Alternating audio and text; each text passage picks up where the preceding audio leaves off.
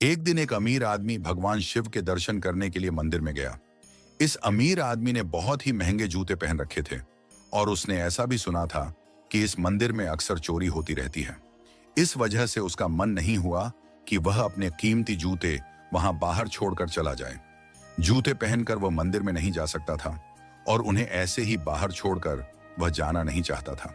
अब वह करे तो क्या करे? वह बड़ी दुविधा में पड़ गया था। थोड़ी देर सोचने के बाद उस अमीर आदमी ने मंदिर के बाहर बैठे एक भिखारी से बात की। अमीर आदमी ने उस भिखारी को अपने जूते संभालने के लिए दे दिए। भिखारी भी उसके जूते संभालने के लिए राजी हो गया। फिर वह अमीर आदमी अंदर मंदिर में पूजा करने के लिए चला गया। पूजा में बैठे बैठे उस अमीर आदमी के मन में ख्याल आया कि भगवान ने कैसी विषम दुनिया बनाई है। मेरे जैसे कई लोगों को पैरों में कीमती जूते पहनने लायक बनाया, लेकिन उस बेचारे भिखारी जैसे अनगिनत लोगों को रोटी खाने के लिए भी भीख मांगनी पड़ती है। वह अमीर आदमी मन ही मन भगवान से फरियाद करते हुए बोला कि आपने सब लोगों को एक समान क्यों नहीं बनाया?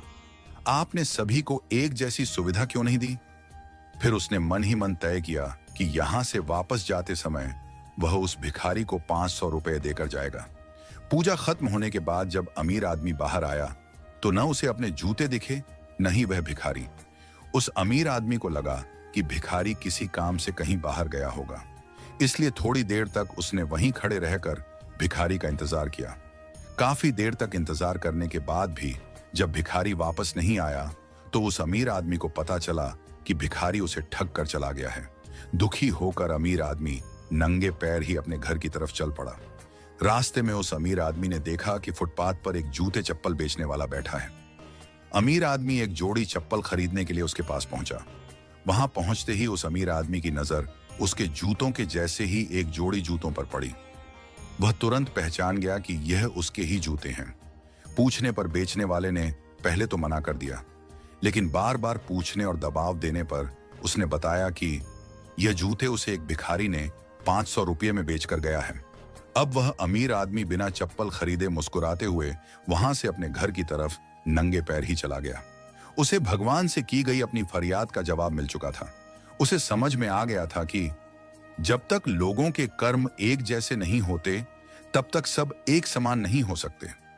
भगवान ने उस भिखारी की तकदीर में 500 रुपये लिखे ही थे, लेकिन कैसे कर्म करके उन्हें लेना है यह उस भिखारी के हाथ में था।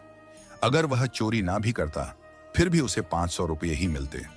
शायद उसके ऐसे ही बुरे कर्मों की वजह से आज वह एक भिखारी था।